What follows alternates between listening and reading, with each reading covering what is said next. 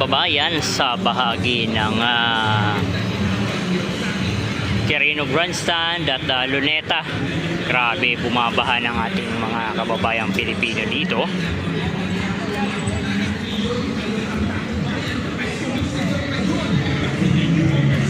Grabe. Naulit, no? Ito mga kababayan, ang bilang ho dito ay hindi pa natin masasabi kung ilang libo pa ang posibleng dumagdag hanggang mamayang hapon, hanggang bukas. Dahil nga po ang tatlong araw nga po ang gagawing rally na ito. Ngayon 16, 17 at 18 mga kababayan, no? Dahil nga hindi ho nakikinig ang ating government sa mga panawagan ng ating mga kababayan Pilipino. So unti-unti may mga dumarating, napakarami pang mga naglalakad dahil nga yung kanilang mga bus ay nasa may bahagi pa ng Pasay, no, doon nakapark. Yung iba naman ay nagpapahinga, iba mga kumakain. Tanghaling tapat kasi mga kababayan, pero mas marami yung ating mga kababayan na nandun sa mismong Quirino Grandstand at hindi lang ho tayo makalapit at napakahirap lumabas dun sa may bahagi ng Quirino Grandstand.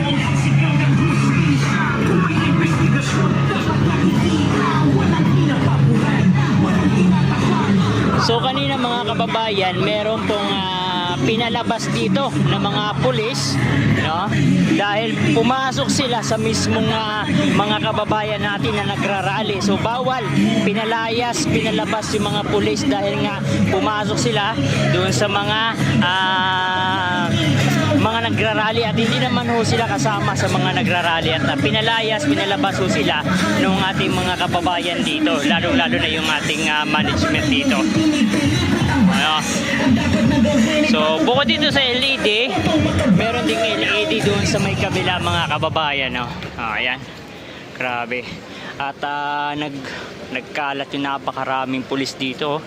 So dapat magbigay lang sila ng security at hindi dapat pagmulan ng kaguluhan mga kababayan. Grabe.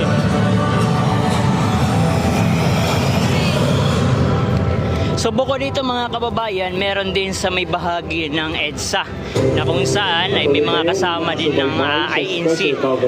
Rally for Transparency and Better Democracy. Makakasama natin si kapatid na SJ Makalalad para ihatid sa atin ang mauulit yata mga kababayan, no? Mauulit talaga yung kasaysayan dahil nga ayaw makinig ni Bongbong Marcos. Ng umaga nang magsimula ang programa rito, inawit ang mga INC original music, mga makabayang kanta at mga popular songs. So ayun, no? Kanina, so tanghaling tapat mga kababayan, no? Pagkatapos ay biglang umambon. Pagkatapos na yun ay napakatindi na naman ng sikat ng araw. Yun, dami. So natinag sa kanilang pwesto. yung nakikita ho natin mga kababayan ay kakaunti pa lamang ho ito doon sa ini-expect natin na aabot kasi ito mga kababayan ng milyon. So marami pang mga parating. Kita nyo naman yan, mga naglalakad pa papunta dito sa may bahagi ng Quirino Grandstand. Ng panahon, magtutuloy-tuloy, hindi titigil ang aktibidad na ito dito sa Quirino Grandstand. O yan, no? Narinig nyo yun, no? Ang paghingi ng hustisya, transparency at accountability. Sa entablado ng Quirino Grandstand, SJ Makalalad, Rally for Transparency and a Better Democracy Special Coverage. Maraming salamat kapatid na SJ. Kaugnay pa rin ng sigaw ng taong bayan, ihahatid sa atin live ni kapatid na Nico Noble at iba pang nakasaad sa placards na hawak ng mga kababayan natin na naroon ngayon sa venue. Kapatid na Nico. Maraming salamat po kapatid na Noel. Kanina po ay ipinakita namin ang nilalang ng placards. So dito ang dami rin, no? Yung iba mga kababayan ay wala lamang sila dito sa may mga location dahil nga po sa sobrang init.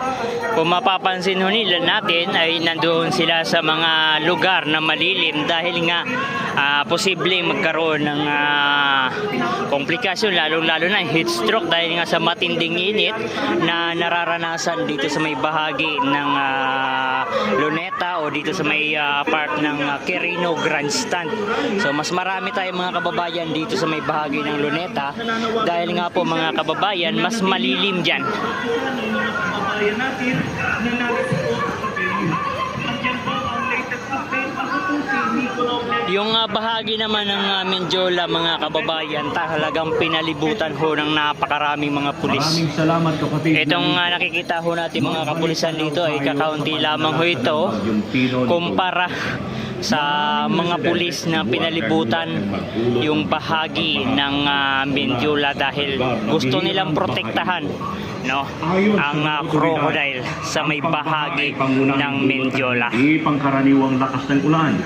Gayunman, naniniwala ang maraming residente na lalo pang lumala ang sitwasyon dahil sa kakulangan, pahinang pagpapatupad. So mamaya ay pati yung kalsadang ito mga kababayan, no, ay mapupuno ito. Ang flood control project na ito dito sa Barangay Suscot, ang isa sa mga itinuturong dahilan ng mga residente kung bakit sila nakaranas ng matinding pagbaha. Wala lahat. Ubos. Wala natira. Mga gamit. Wala. Tanan. Lahat. Wala. Alas 6 ito. Tiniris niya ako. Bisa ito. May nilalang dua. Sige, maasa ng gobyerno para makakatag ito nila nalagyan.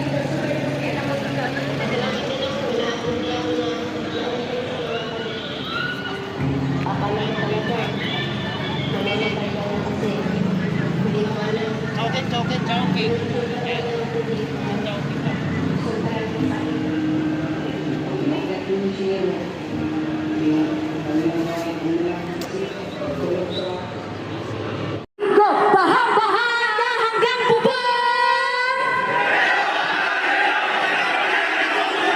Grabe, ang galing. Isa pa! 1, 2, 3, go! Baha-baha na hanggang bubong! Let's go! Isa pa! Baha-baha na hanggang bubong! Let's go! Iparinig natin sa Pilipinas.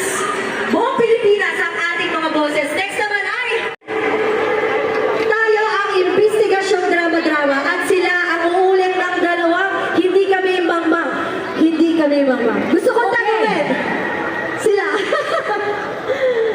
Hindi, mamaya na lang. Okay.